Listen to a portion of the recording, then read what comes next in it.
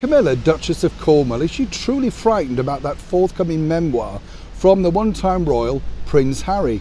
And more importantly, why? Hi, good morning, Neil Sean here in the heart of London. Thank you for joining me today. Bit miserable still. We've all got that weird weather as well, haven't we? Freezing on a night, raining during the day. And yet, of course, experts tell us to get out and enjoy some few hours of light, so we don't all hibernate and get depressed. I don't know about you, but when it's weather like this, it's a real struggle, isn't it, to get out? But once you're out, apparently you don't feel, well, you feel better. Is it just me, do you? Let me know exactly what you think. I know where I like to be. I prefer sunshine, basking around, of course, in light clothes, not having to take all of this stuff out and about with your scarves, gloves, hats, you know what I'm saying. But back as ever to your breaking royal story of the day. Well, as we all know, in 2022, we can look forward from Penguin Random House, that book, which, of course, they've signed a mega deal with, of course, the former royal known as Prince Harry.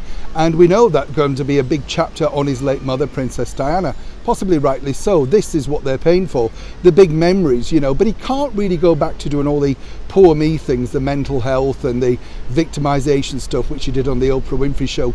People have seen that act and it's getting a bit tedious now, because when you are worth millions of pounds and you're living in a huge mansion, it's very hard to, well, get any sympathy.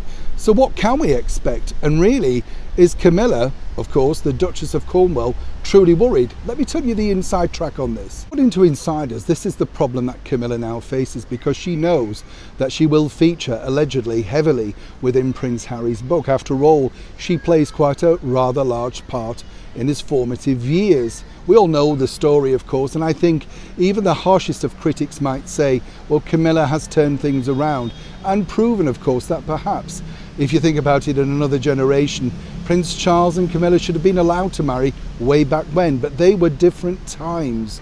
We often say this on the show, that decades change everything. I mean, if you don't believe that, just think about how Meghan Markle was invited to spend Christmas as a divorcee with, of course, alongside her fiance at the time, His Royal Highness Prince Harry. I mean, how changeable was that? But of course, now she can look forward to something rather strange, in fact, coming around. And this is all to do really with, as I say, the book. But what she's told very good sources is this: she's not concerned about the way she's portrayed. After all, she's possibly one of the most maligned people in the British press, quite simply, being run to the ground by the media. She's risen above that, of course, and done sterling work with her charities, the domestic abuse charity, all sorts of things like that. She really has tried her best to turn her life around. What she's more concerned about, of course, is the backlash that will affect His Royal Highness Prince Charles. Allegedly, as she told a close source, she just simply doesn't want to see Charles hurt anymore. After all, he's had not the best of years. He lost his father, of course, His Royal Highness, the Duke of Edinburgh. He had a mild case of COVID, and he's had to do battle with his youngest son, revealing, well, rather tactless secrets, allegedly, about their life to date.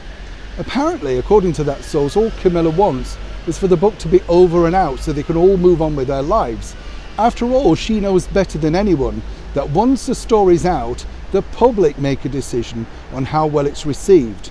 Now, this is going to be a problem for Prince Harry because, as I've said many times before here on the show, if he doesn't come up with the goods that make the book sell, or indeed sensationalists, then the publishers who have paid so much money for this will possibly feel slightly shortchanged. As for Camilla and Charles, right now, they're just waiting for the book to appear. Neil Sean in the very heart of London.